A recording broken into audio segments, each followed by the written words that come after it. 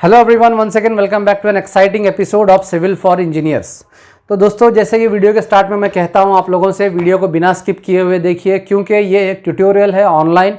यहाँ पर आपको अगर आप शुरू से समझते हैं आखिर तक तो ही आपके दिमाग में कंप्लीट टॉपिक का कॉन्सेप्ट बैठ जाएगा और वो टॉपिक के बारे में आपको डिटेल से नॉलेज रहेगा। जैसे कि दूसरे यूट्यूबर्स बनाते हैं वीडियोस अपने मन मर्जी मुताबिक, जो टॉपिक समझ में आती है वो टॉपिक के ऊपर डाल देते हैं, लेकिन मैं यहाँ पे आपको एक सीक्वेंस स्टेप बाय स्टेप लेके जाने वाला हूँ। डे 1, डे 2, डे 3 30 डेज का कोर्स रहेगा। अगर आप वीडियो को पूरा देखेंगे, कंप्लीट देखेंगे तो ही आपको ये समझ में आएगा। बीच में से अगर आप देखेंगे शायद आपको समझ ना आ सके। तो आज का टॉपिक बहुत ही इंपॉर्टेंट है, इसे बिना स्किप किए हुए देखिए, क्योंकि आज हम बात करने वाले हैं। हम अक्सर साइट पे सुनते हैं कि स्टैंडर्ड होता है, स्टैंडर्ड होता है, हम ये स्टैंडर्ड से करेंगे, वो स्टैंडर्ड से करेंगे। आखिर स्टैंडर्ड है क्या? कोड्स क्या हैं? What is Indian standard, what is international standard? ये स्टैंडर्ड्स होते हैं क्या? ये कोड्स हैं क्या? आखिर ये क्या भला है? आज मैं आपको बताने वाला हूं ये सारी चीज़ों के बारे में। तो वीडियो को एंड तक देखिए बिना स्किप किए हुए आज, क्योंकि इस वीडियो में मैं आपको बताऊंगा वो सारे कोड्स जो कि आपको पता नहीं थे, वो कोड्स मैं आपको यहाँ पे बताने वाला हूँ कि कौन सा कोड किस आइटम के लिए काम आता है। तो वीडियो को एंड तक देखते रहिए, शेयर करिए चैनल को और सब्सक्राइब करिए।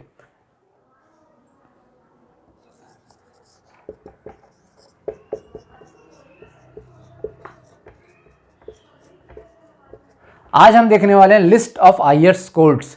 तो सबसे पहले यहाँ पे अगर हम बात करते हैं पीसीसी का, अगर हम बात करते हैं लिस्ट ऑफ आईएस कोड्स, इसमें आईएस 456 है, आईएस 383 है, आईएस 2386 है, आईएस 2430 है, फिर उसके बाद में है आईएस 4082 है।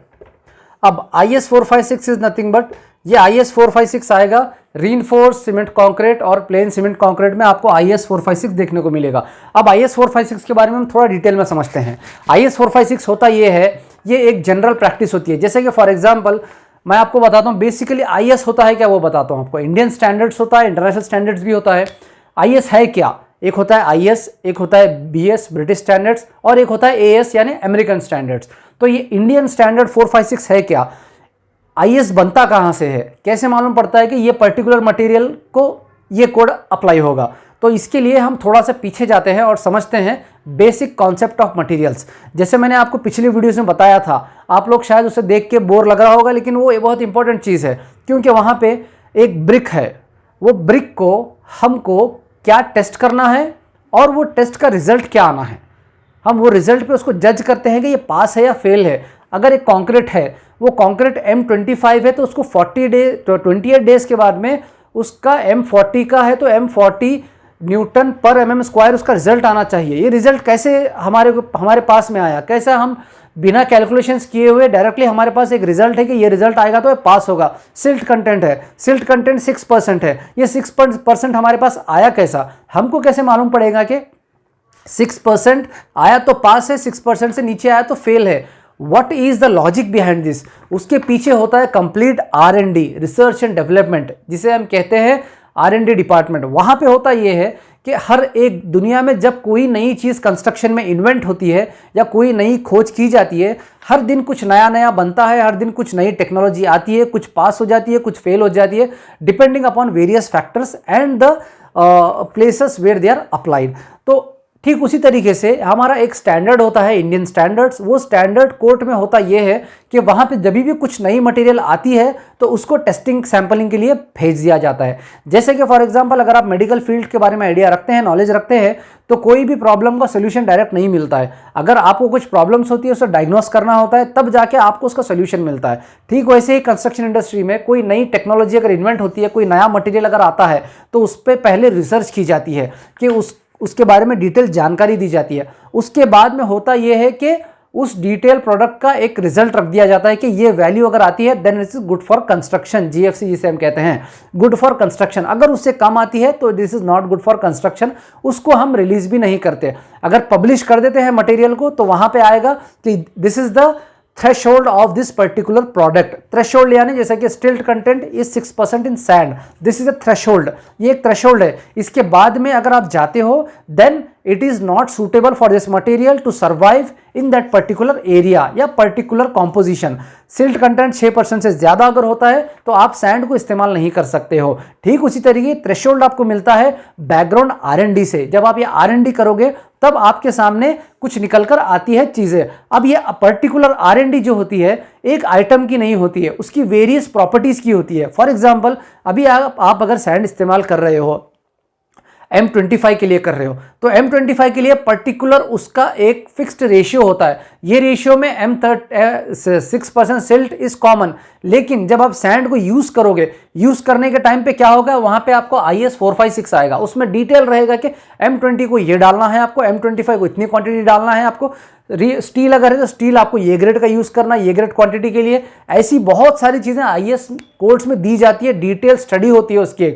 अगर हीट एटमॉस्फेयर है तो आपको वहां पे ये क्वांटिटी में सैंड डालना है, अगर विंटर है तो वहां पे ये क्वांटिटी में वाटर डालना है, अगर समर है तो ये क्वांटिटी में वाटर डालना है, किधर आपको वाटर सीमेंट रेशियो ऊपर करना है, किधर वाटर सीमेंट रेशियो नीचे करना है। ये सारी चीजें R&D की जाती है और इसका एक कोड बनाया जाता है जो कि Indian standards 456 is nothing but the code number और द पेज नंबर। वहां पर आप जब जाओगे तो आपको ये कोड में पर्टिकुलर वही आइटम देखने को मिलेगा। ठीक उसी तरीके से जब आप IS 383 पढ़ते हो, इसके अंदर आपको मटेरियल के बारे में डिटेल नॉलेज होती है। जैसे कि IS 838 में आपको फाइन एग्रीगेट, कोर्स एग्रीगेट, ये सारी चीजें मटेरियल के बारे में IS 383 होती है। अब ये मटेरियल के बारे में डिटेल क्या होता है, इसमें किस तरीके की सैंड आपको यूज करनी है, उसके क्या टेस्ट होंगे और उसके रिजल्ट्स कैसे आना चाहिए। अगर ग्रैनुअल बड़ा होता है तो उसका क्या रिजल्ट आएगा, सीव एनालिसिस किस तरीके से होना चाहिए, ये सारी चीजें आपको IS 383 में दी जाती है। तो वहां से आपको अगर कुछ गाइडेंस नहीं मिल रहा है, आप कुछ कर रहे हो प्लस और माइनस रिजल्ट आ रहा है, आपको आइडिया नहीं है, तो फौरन आप क्या करना है, IS 383 कोड ओपन कर देख लेना है आपको, और वो कोड में डिटेल दिया जाएगा कि कौन सा थ्रेशोल्ड है इसका, वो थ्रेशोल्ड को किस तरीके से आपको मेजर करना है। ये सारी चीजें आती है। अब नेक्स्ट उसका आता है IS, इसमें होगा method of test of aggregate.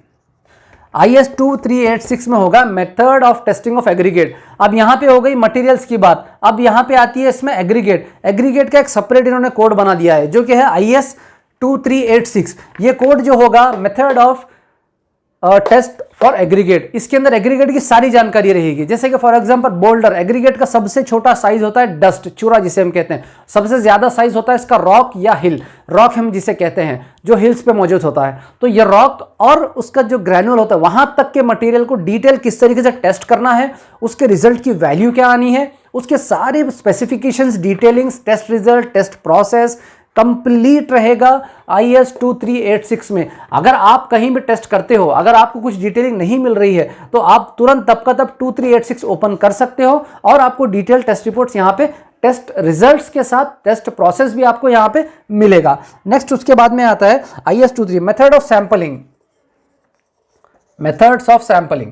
अब ये मेथड ऑफ सैंपलिंग भी बहुत इंपॉर्टेंट है। मैं ये 4 कोड्स 1 2 3 4 5 ये 5 कोड्स इसीलिए लिखाया हूं क्योंकि आपको डिटेल मालूम होना चाहिए। अभी फॉर एग्जांपल अभी मैं फाइन एग्रीगेट और कोर्स एग्रीगेट और मेटल के टेस्ट तो कर रहा हूं, लेकिन आपको ये आइडिया भी होना चाहिए कि कितने क्वांटम ऑफ वर्क के लिए कितना मटेरियल टेस्ट के लिए सैंपल के तौर पे भेजना चाहिए। उसके लिए एक स्टैंडर्ड फिक्स रेशियो होता है हमारा। जैसे कि अगर आप 100 m³ कंक्रीट कर रहे हो तो आप जाहिर सी बात है 100 m³ पूरा टेस्ट थोड़ी करोगे, नहीं करोगे आप, उसके अंदर आपको सैंपल्स लेने होते हैं। वो सैंपल्स का भी स्टैंडर्ड दिया हुआ है, वो सैंपल्स का भी स्टैंडर्ड आपके IS कोड में दिया हुआ है। अगर आप सैंपल लेते हो सैंड का जो कि है 60 m³, तो 60 m³ में से कितना सैंपल आपको लेना है ऑन एन एवरेज टेस्ट के लिए भेजना है। अगर आप 100 m³ कंक्रीट कर रहे हो तो कितना आपको वहां पर सैंपल कलेक्ट करना है और उसको टेस्ट के लिए भेजना है। अगर आप स्टील यूज कर रहे हो तो उसको कितना सैंपल आपको कलेक्ट करना है और टेस्ट के लिए भेजना है। ये सारी चीजें जो है ना IS 2430 में मौजूद होती है। इससे हट के भी बहुत सारी IS कोड्स है। एक बंदे को याद नहीं होता है कितने सारे IS कोड्स हैं, उसकी एक बुक है, वो बुक में सारे कोड्स मौजूद है। अगर आपको कोड्स चाहिए तो आप मुझे कमेंट कर सकते हैं, मुझे मेल कर सकते हैं, मैं आपके लिए वो बुक का अरेंजमेंट करके आपको जो कोड चाहिए वो कोड मैं आपको दे सकता हूं। तो आप ये तो समझ गए होंगे सैंपलिंग। सैंपलिंग का प्रोसेस होता है, सैंपलिंग के अपने कोड्स होते हैं और सैंपलिंग की अपनी डिटेलिंग होती है। अब अगर हम चलते हैं IS 4082 के तरफ, स्पेसिफिकेशन है नेक्स्ट ये, specification of storage of material. अब यहाँ पे अब जब आप मटेरियल कहीं भी स्टोर करते हो, स्टोरेज, जब स्टोरेज की बात आती है, बल्क स्टील की बात आती है, बल्क सैंड की बात आती है, बल्क मेटल की बात आती है, बल्क सीमेंट की बात आती है, तो वहाँ पे ये पर्टिकुलर टेस्ट करने के लिए आप जितना मटेरियल स्टॉक रहेगा वहाँ पे, उसमें से आप सैंपलिंग के लिए जो मटेरियल लोगे, लेकिन वो सैंपलिंग का मटेरियल कहाँ से लेना होगा, जहाँ पे IS 4082 के हिसाब से स्पेसिफिकली स्टोरेज रखा हुआ है। स्टोरेज की अपनी एक डिटेल लिस्ट होती है, चेकलिस्ट होती है, वो आगे चेकलिस्ट में मैं आपको बताने वाला हूँ।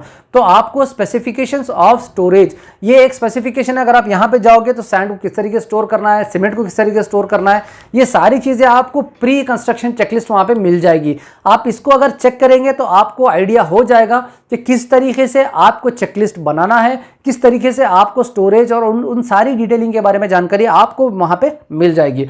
तो आगे और ऐसे बहुत सारे IS कोड्स हैं, अगर आप देखेंगे, मैं आपको अगर यहाँ पे बताऊं तो मेरे पास कंप्लीट IS कोड्स है। अगर आपको IS कोड्स पढ़ के सुनाऊंगा, देख लीजिए, सुन लीजिए आप उसे एक बार। IS 88112 स्पेसिफिकेशन और 43 ग्रेड कंक्रीट, फिर कॉम्प्रेसिव स्ट्रेंथ के लिए 2250 IS कोड, उसके बाद method of sampling and analysis of concrete IS 119, ऐसे सारे।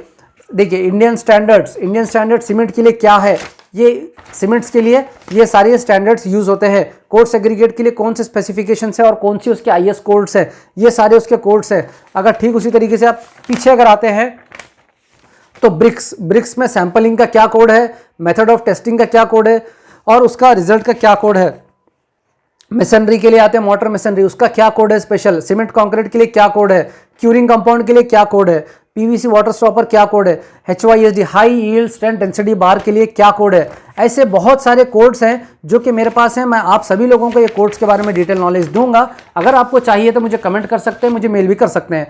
प्रीकास्ट RCC पाइप्स, अक्सर हम देखते हैं प्रीकास्ट स्ट्रक्चर, बहुत सारे स्ट्रक्चर्स फेल हो जाते हैं। जब उनको कॉम्प्रेसिव स्ट्रेंथ या उनके जो रेगुलर टेस्ट है उनमें भेजा जाता है तो उनका रिजल्ट फेल आता है। आज वजह यही है कि बहुत सारे प्रीकास्ट स्ट्रक्चर्स फेल हो रहे हैं। क्यों हो रहे हैं? Because due to non following of this precast RCC pipes या प्रीकास्ट RCC जो भी स्ट्रक्चर है उसके कोड फॉलो नहीं होते हैं, उसके स्पेसिफिकेशन फॉर प्रीकास्ट नहीं फॉलो होता है, मेथड्स ऑफ टेस्टिंग फॉलो नहीं होता है। इन रिजल्ट क्या होता है, बहुत सारा मटेरियल वीक होता है, डैमेज होता है, 6 महीने बाद मटेरियल खराब हो जाता है, टूट जाता है।